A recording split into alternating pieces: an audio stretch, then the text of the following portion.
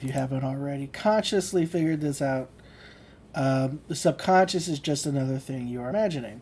And Neville is fairly, he is a little bit opaque about this, but he does explain, at least in one of the books, that the conscious subconscious framework is just a way to explain what's going on, just the same as he will use a Bible story to explain to you what is going on. So, this subconscious conscious relationship is also something you are imagining. It is also a creation of mind. In imagination manifesting related interested circles, people will talk a lot about impressing the subconscious.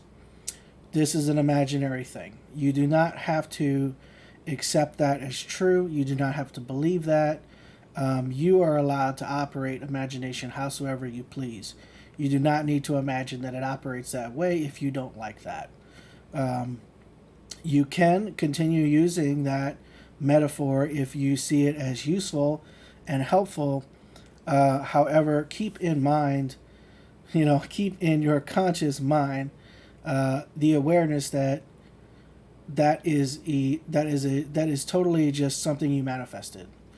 There are no facts.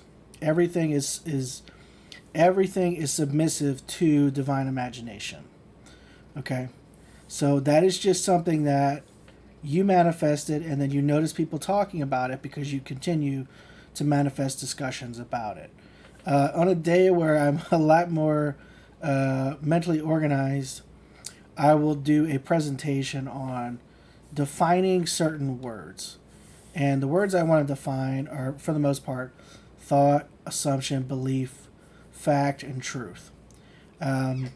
Because I think if you give a definite little category and place in the experience of movement from mind out into the exterior world, if you say, well, okay, at this point it's a thought, at this point it's an assumption, at this point it's a belief, at this point it's a fact, and you sort of break that relationship down and see that ultimately it all flows initially from you, you will have a better understanding of the notion that so anyone's beliefs about manifestation are not necessarily facts. And even if they are facts, they are only facts because you took a thought and assumed it to be true. You created it into a truth. But you can undo that and recreate your world at any time. And so I want to relate to that, put up just another little visual reminder. So the way you manifest is also a circumstance, and your beliefs about how you manifest are also a circumstance, and they don't matter because you created them. So you can uncreate them at any time. You're actually here to learn how to recreate things. This is not a place of creation, it's a place of recreation. Everything here was already created before you experienced being human. You probably don't remember when you created it, but you did create everything here.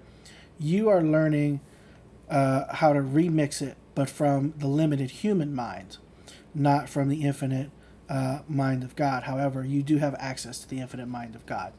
When you are dreaming, that is closer to your true nature, who you really are. In those moments, you are closer to what you really truly are, which you will notice is very malleable, fairly omnipresent, and it shifts and moves very quickly, and it can embody and express pretty much anything it wants to. And it will seem to a human mind to be not very controlled, and to not have very much what we would call logic or reason operating behind it. Very few natural laws are holding things in place. That dreamlike experience is much closer to what your real self is than anything you will experience in your waking life. But this constrained experience of consciousness is a way to help you learn how to remake things, how to essentially delete things and put something else in its place.